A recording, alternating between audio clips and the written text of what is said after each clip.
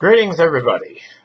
This is John Allen, and actually, I was originally going to record just one video, but I think we're going to have to split it in two because I need to tell you a little bit about my background first before we get into the other video, and then that'll make more sense.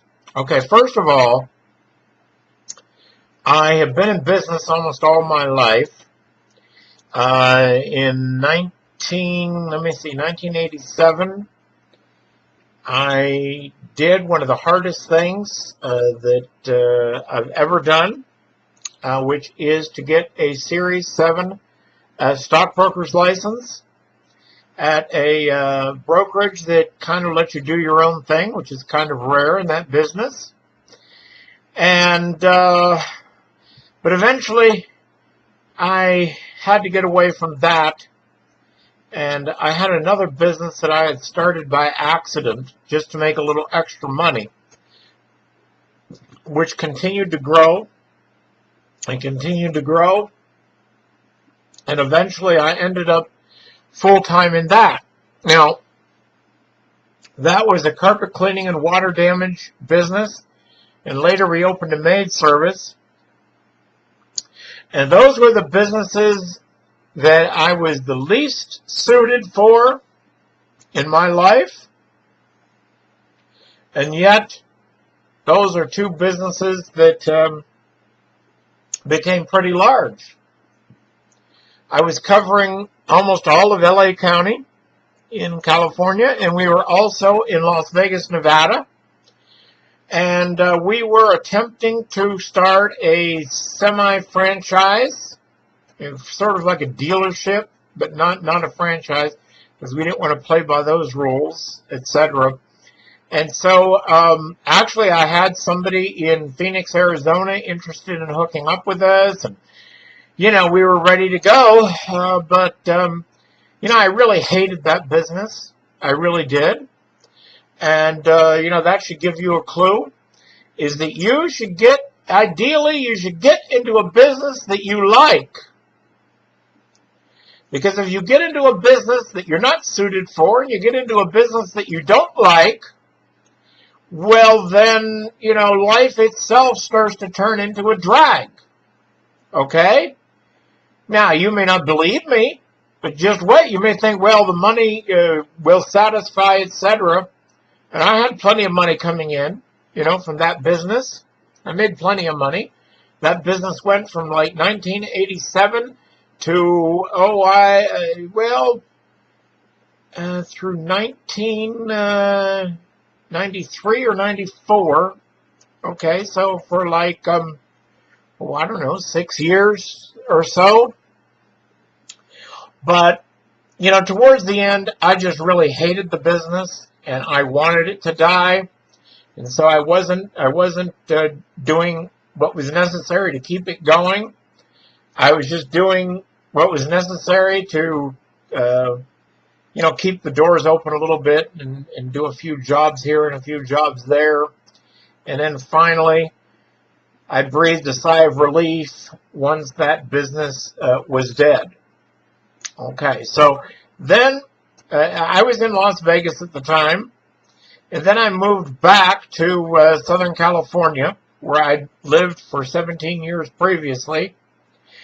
And, about a year and a half or 2 years later, I came to Costa Rica. Now, since coming to Costa Rica, which was in 1995, in 1997 I started a business here, as an e-gold exchanger, and I was one of the early adopters of e-gold. And, even though you would consider that to be a minor market, it definitely was considered a minor market by just about any standards. But the e-gold marketplace was big enough, and the alternative currency market was big enough that it rewarded me handsomely for being in it. In fact, I made more money with that business than I've ever made with any other business. It was hands down the best business that I ever had. I had wire transfers of over $100,000 coming in because I was a bulk exchanger. I didn't really want to do the retail end. I was more of a bulk exchanger.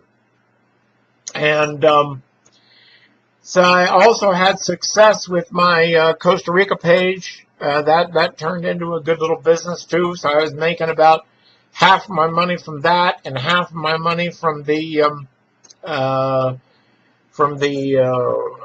exchanger business. And then as that business started to die down, I started to branch out into some other things. We started doing some local things. And I made some investments which appeared to be good at first, but later turned out not to be. But I was still okay because I had a lot of money saved up from when business was good.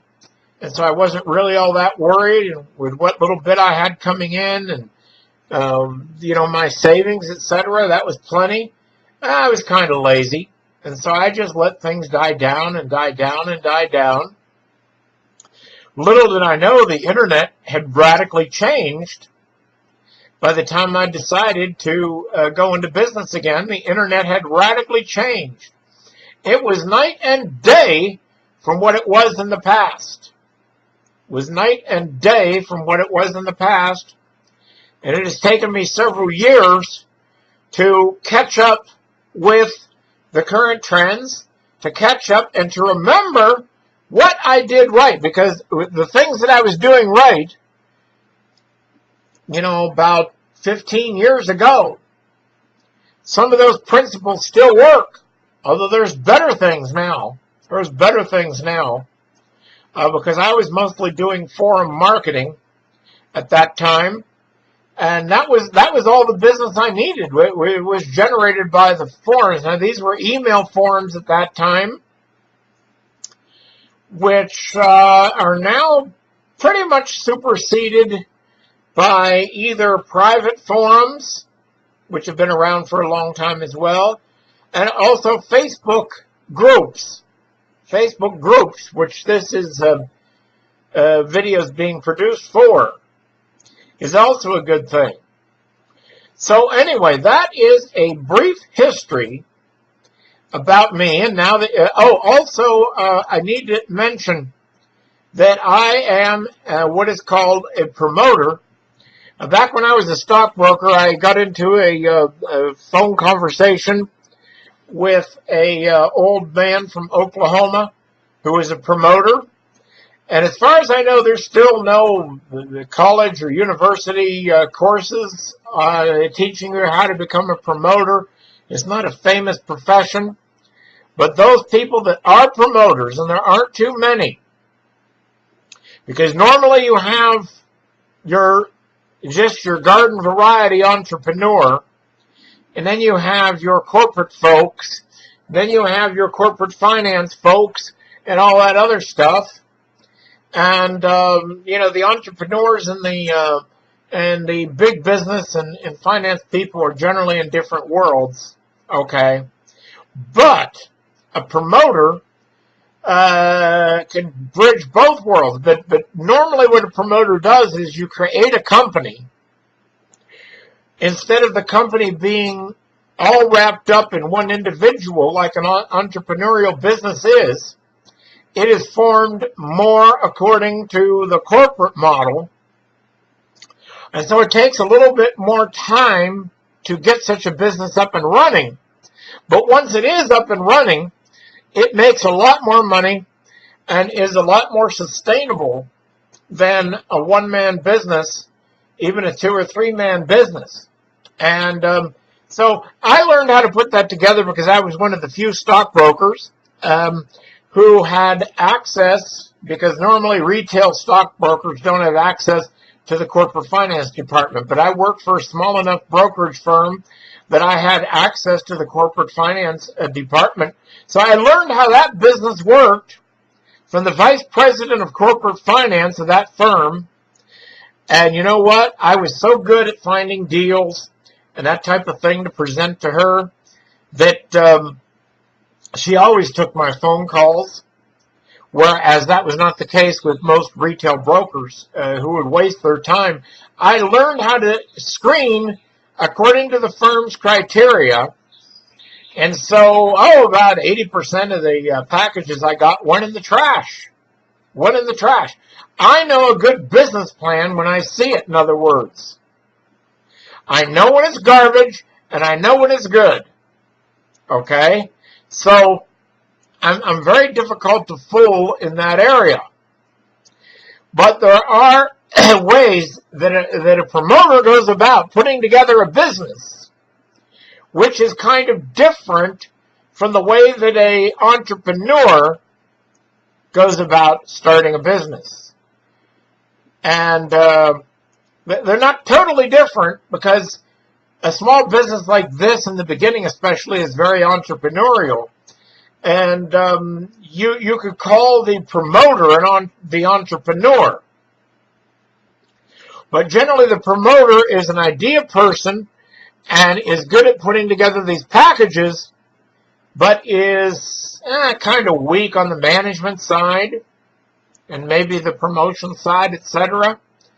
And so they have to recruit other staff members in order to do it. Now, of course, with outsourcing today, which is a whole other subject, that can eliminate these problems, okay? But in any event, the principles that I learned back then about how to put a business together, and how to get the business launched, and how to stabilize it, etc., are still as applicable today as they were back then. And so that's the method that I use generally, except for the little one-man businesses that I've started myself. The major way that I go about it is through the promotional techniques. And I'm going to be talking about that some more in the next video. Well, anyway, this video is long enough, and it serves as an introduction. So I'm going to leave you with that, and we'll pick this up in the next video.